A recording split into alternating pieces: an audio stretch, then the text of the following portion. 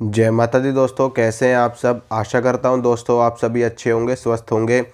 आज मैं आपको बताऊंगा कि अगर आप सबसे पहले भगवान गणेश के मंत्र का जाप करते हैं, उसके बाद आप भगवान शंकर के मंत्र का जाप करते हैं, उसके बाद आप माँ दुर्गा के या फिर आप नववारण मंत्र का जाप करते हैं, यानी कि देवी के किसी भी मंत्र का जाप करते हैं, तो आपके साथ में क्या क्या होता है। देखिए दोस्तों, भगवान गणेश रिद्धि सिद्धि के देवता हैं और भगवान शिव और माँ जगदम्बा के पुत्र हैं।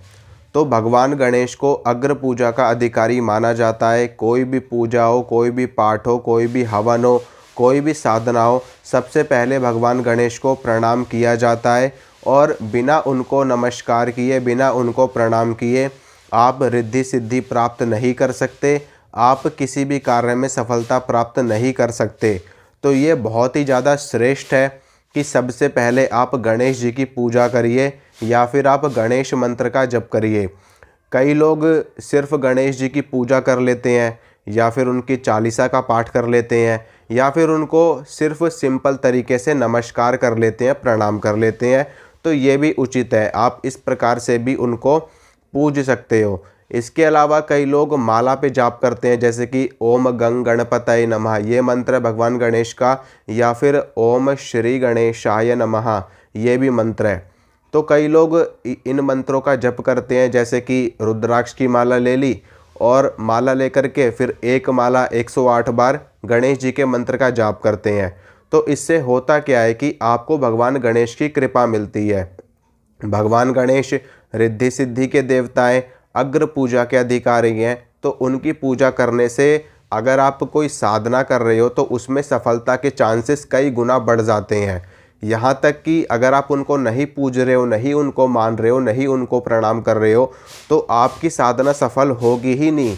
वो देवी, वो देवता आपकी पूजा को स्वीकार करेंगे ही नहीं। अगर आप गणेश जी की पूजा नहीं करते हो तो गणेश जी की पूजा जरूर करनी चाहिए, उनके मंत्र का जाप जरूर करना चाहिए। इससे आपका मूलाधार चक्र भी स्ट्रांग होता है, क्योंकि मूलाधार चक्र में भगवान गणेश का वास माना जाता है और उनकी ऊर्जा से वो चक्र पूर्ण रूप से पोषित होता है। इसी प्रकार से अगर आप उनका जप करते हो तो मूलाधार चक्र, यानी कि, और मूलाधार चक्र हमारा मूल आधार होता है, यानी कि इस जीवन में जीने के लिए जितनी भी सुविधाएं और जितनी भी चीज़ों की आवश्यकता है, वो सभी चीज़ें हमें इसी चक्र के अच्छी स्थिति में होने की वजह से ही प्राप्त होती हैं।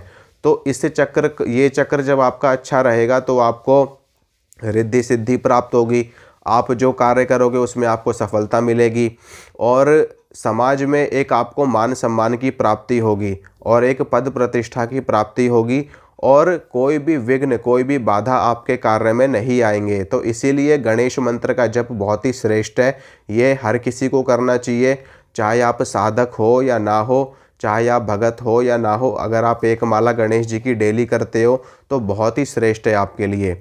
अब इसके बाद अगर आप ओम नमः शिवाय का जाप करते हो और उसके बाद में नववारण मंत्र का जाप करते हो या माँ दुर्गा के किसी भी मंत्र का, चाहे वो ओम जयंती मंगला काली भद्रकाली कपालिनी, चाहे आप ये वाला मंत्र हो, चाहे ओम ऐं ह्रीं क्लीं चामुंडाय विच्चे, चाहे ये मंत्र हो, चाहे माँ दुर्गा का हो, चाहे माता काली का हो, शक्ति एक ही स्वरूप में रहती है, बस अलग अलग जगह अलग अलग स्वरूप में उपस्थित होती है। तो ओम नमः शिवाय का जप जब आप करोगे तो भगवान शिव की कृपा आपको प्राप्त होती है। भगवान शिव इस ब्रह्मांड के स्वामी हैं, इस जगत के परमपिता हैं। तो उनकी कृपा प्राप्त जब आपको होगी तो आपको धर्म, अर्थ, काम और मोक्ष की प्राप्ति होगी। यानी कि जब तक आप इस धरती पर रहोगे, जब तक आप इस धरा पर रहोगे, आपको आपके पास किसी भी चीज़ की कमी नहीं होगी। और जिन लोगों के इष्ट देव भगवान शिव हैं उनके लिए तो और भी ज़्यादा श्रेष्ठ है।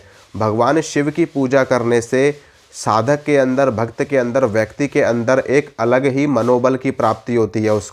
उसका जो मनोबल है वो बहुत ही अच्छा रहता है, माइंड, दिमाग हमेशा शांत रहता है और शांत मन से, शांत दिमाग से लिए गए फैसले बहुत ज़्यादा फलदायक होते हैं, बहुत ज़्यादा श्रेष्ठ रहते हैं। तो भगवान शिव की पूजा आप करोगे तो भगवान शिव तो वैसे भी हर प्रकार के तंत्र, हर प्रकार के मंत्र, हर प्रकार के यंत्र का ज्ञान देने वाले हैं, जगत गुरु हैं, महागुरु हैं।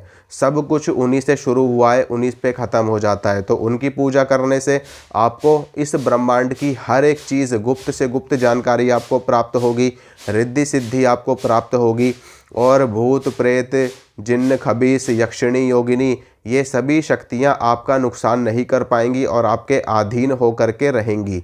तो ओम नमः शिवाय का जाप करने से आपको ये सब प्राप्त होता है। अब बात आती है माँ जगदम्बा के मंत्र का।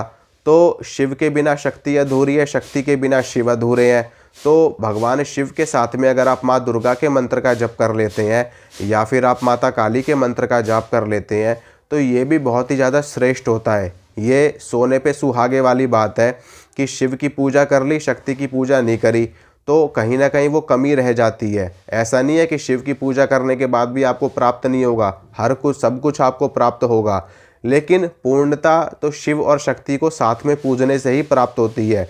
विष्णु जी और लक्ष्मी जी को साथ में पूजने से ही पूर्णता प्राप्त होती है, वो अर्धनारीश्वर हैं। तो माँ दुर्गा के मंत्र का जप अगर आप कर लेते हैं तो वो जो आपकी पूजा है वो पूरी परिपक्व हो जाती है।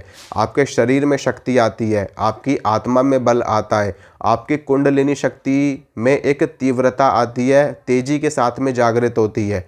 इसके अलावा हर कार्य को करने के लिए शक्ति चाहिए, चाहे वो कोई भी कार्य हो। आपके अंदर शक्ति है तभी तो आप जीवित हो, आपके अंदर शक्ति है तभी आप चल रहे हो, आपके अंदर शक्ति है तभी आप कोई और कार्य कर पा रहे हो। तो शरीर में शक्ति माँ दुर्गा के मंत्र का जप करने से आती है, माता काली के मंत्र का जप करने से आती है। इसके साथ में माँ दुर्गा इस ब्रह्मांड की स्वामिनी है, महाकाल की महाकाली है, परमेश्वर की परमेश्वरी है, सुरेश्वर की सुरेश्वरी है।